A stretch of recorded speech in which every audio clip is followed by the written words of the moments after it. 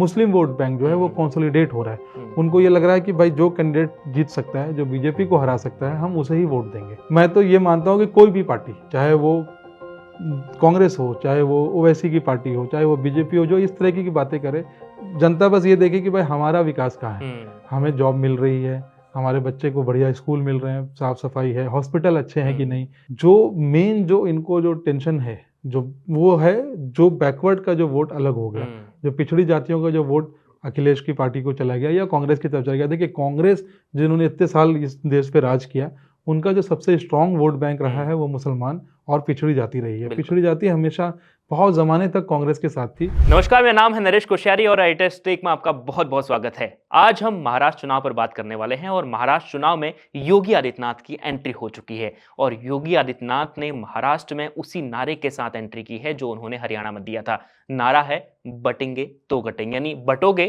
तो कटोगे। ये जो नारा है ये महाराष्ट्र में कितना प्रभावी होगा, 15 रैलियां योगी आदित्यनाथ ने महाराष्ट्र में करनी है और उसका क्या असर पड़ने वाला है, उसके लिए बात करने के लिए मेरे साथ इंडिया.com के संपादक तनवीर सर हैं।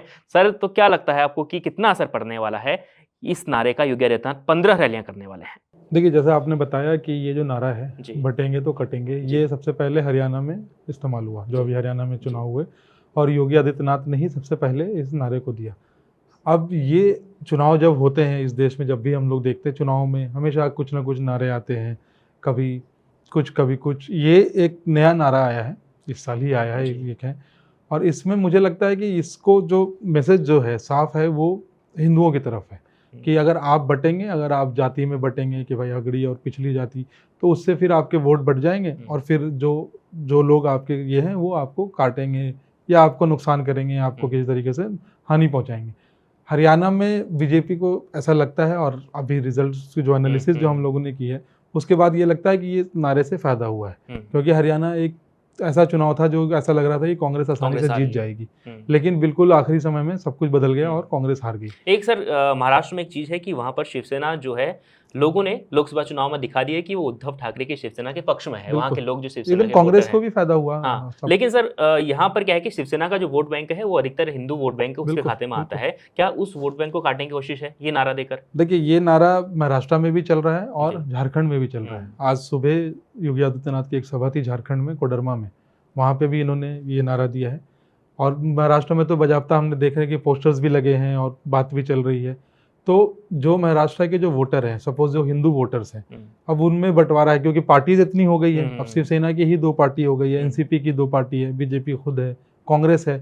लोकसभा के जो चुनाव के नतीजे आए जो 48 सीटों के, उसमें इसमें कोई शक नहीं है कि महाविकास अघाड़ी, जिसमें कांग्रेस और उद्धव ठाकरे और शरद पवार एक तरफ थे, और महायुति जिसमें बीजेपी और अजित पवार और शिंदे की सेना, जिसको कि शिवसेना बोलते हैं, वो एक तरफ थे, तो नुकसान उनको उठाना पड़ा। और वो सेम हरियाणा वाली स्ट्रेटेजी वहाँ लगाई जा रही है कि किसी तरह हिंदू वोट बैंक को कंसोलिडेट किया जाए, क्योंकि इस रिजल्ट जो अभी नतीजे आए थे लोकसभा वाले, उसमें एक ये भी चीज़ निकल के आई कि मुस्लिम वोट बैंक जो है वो कंसोलिडेट हो रहा है। उनको ये लग रहा है कि भाई जो कैंडिडेट जीत सकता है, जो बीजेपी को हरा सकता है, हम उसे ही वोट देंगे। और ये सारी एनालिसिस हम लोगों से बहुत ज़्यादा ये पार्टीज करती हैं। तो वो एनालिसिस के बाद उनको ये समझ में आया कि भाई हिंदुओं का जो वोट है वो अगली जाति, पिछड़ी जाति, इसमें बट रहा है और बहुत तरीके से बट रहा है। तो वो सबको अगर एक तरह का एक डर अगर लोगों के दिमाग में डाल दिया जाए कि भाई आप अगर अलग अलग लड़ोगे तो आपको नुकसान होगा। ये हम लोग बचपन में भी एक वो कहानियां सुनते थे कि भाई एक पिता ने अपने बच्चों को 4 लाठियां दी, बोली तोड़ो, फिर सबको जोड़ के दिया कि आप तोड़ के दिखाओ।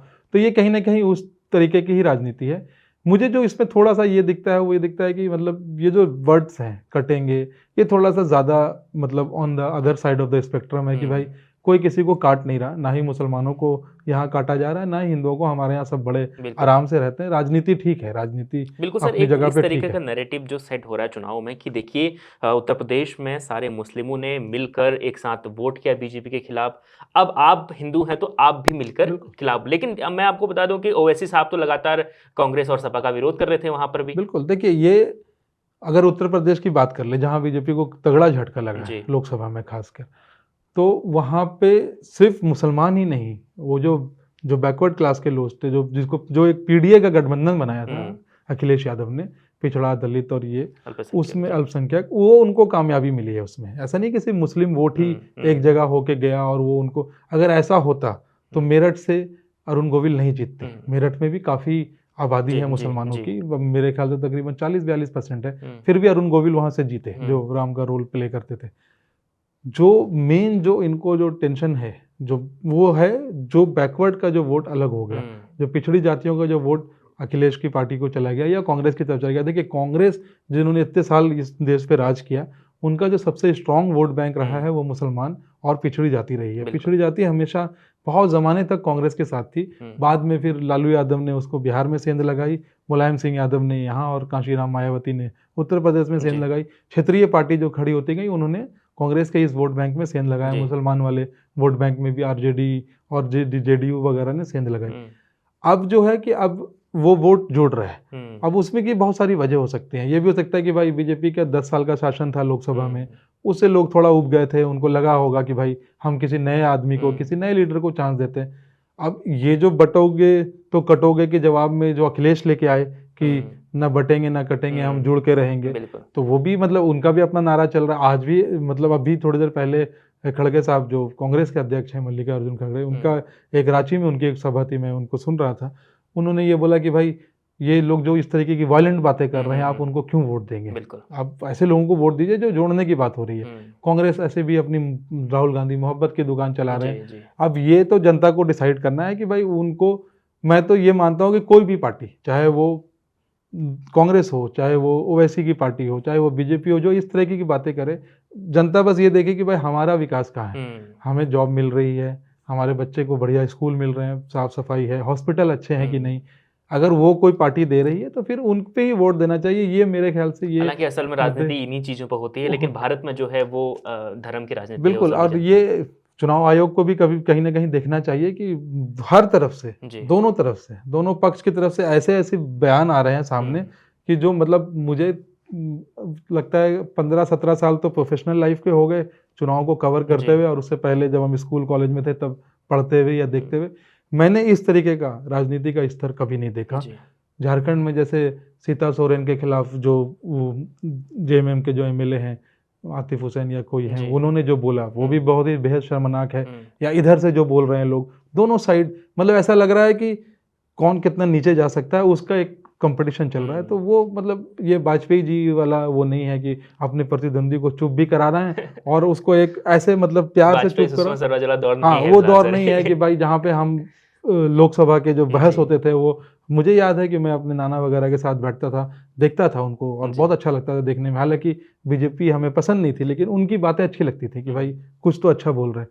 आज के डेट में मुझे नहीं लगता कि बहुत सारे माँ बाप अपने बच्चों को इस तरीके के मतलब बयान सुनाएंगे। दोनों पार्टियां, दोनों साइड की गलती है, और इस पे मेरे ख्याल से चुनाव आयोग को भी देखना चाहिए, सोचना चाहिए कि कुछ कदम तो उठाने चाहिए। बिल्कुल। तो देखिए, महाराष्ट्र में योगी आदित्यनाथ को 15 रैलियां करने हैं, और ये जो नारा महाराष्ट्र में लगातार दिया जा रहा है, पहले हरियाणा में दिया गया, अब महाराष्ट्र में दिया जा रहा है, झारखंड में भी, बिल्कुल झारखंड में भी ऑल्सो दिया जा रहा है। तो ये कितना प्रभावी होगा, क्योंकि महाराष्ट्र की जो जंग है वो बहुत ही नजदीक की जंग है, बहुत क्लोज फाइट है वहां पर। तीन पार्टियां, महायुति और महाविकास अघाड़ी के बीच में जो फाइट है, अब उसमें से कौन किसकी वोट में सेंध लगा सकता है, ये सब एक दूसरे की कोशिश कर रहे हैं। और हम आपको लगातार महाराष्ट्र चुनाव को लेकर बता रहे हैं कि वहाँ पर क्या क्या हो रहा है। अगर आप महाराष्ट्र के वोटर हैं या आप लगातार महाराष्ट्र की राजनीति से जुड़े हुए हैं या रुचि रखते हैं, तो आप बताइए कि आपको महाराष्ट्र में कौन सी पार्टी इस वक्त मजबूत दिखाई दे रही है, और शिवसेना, खासतौर पर शिंदे की शिवसेना ज़्यादा मजबूत है या उद्धव की शिवसेना ज़्यादा मजबूत है? कमेंट कर जरूर बताएं, और रोजाना देखते रहें India.com। आपका बहुत बहुत शुक्रिया।